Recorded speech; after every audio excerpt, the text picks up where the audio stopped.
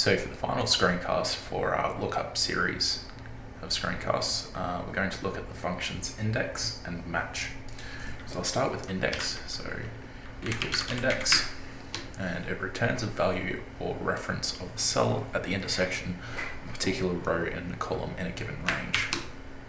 So what that means is that we can give it an array. So we can give it the same array table that we were using before, and all we have to do is give it a row number and a column number. So if I want to pull out this Holden Commodore's price, that would be the fourth row and the fourth column. So 4, 4, close brackets, enter, and that's the value that we get.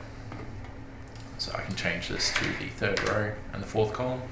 So that's the price of the Hilux. And 4, 3 gives us the name Commodore. So we can see that this is a quick way to index into a set of data if we know which column and which row we want to look at. So when we don't know which row and which column, it can be a bit of a trick. So there's another function called match. So if we look up match, it says returns the relative position of an item in an array that matches the specific value in a specific order. So what does that mean? If we have a lookup value of make, for example, and our lookup array is this value, we can have an exact match, which is 0, sorry.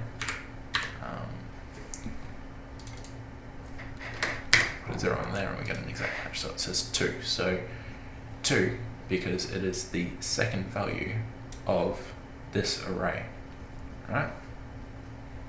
So using this with index, we can actually nest this inside of index. So instead of in our column 1, we want to find out the make, so we can say match of make.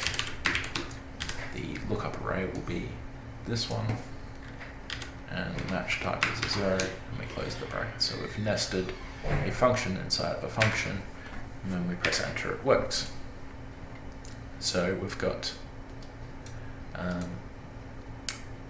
this match finds out which column make is. So make is the second column, and I'll put that value in there. So the fourth row, second column is Holden.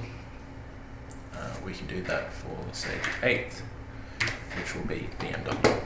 So match and make fit quite nicely together. It has the benefit that if I wanted to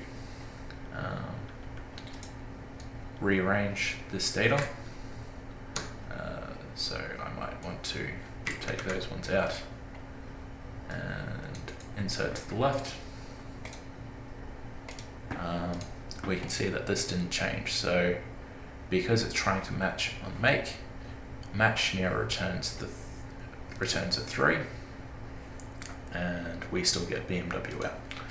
So that's a fairly useful tool if you're going to be manipulating a fair bit of data, but still want to index out certain values.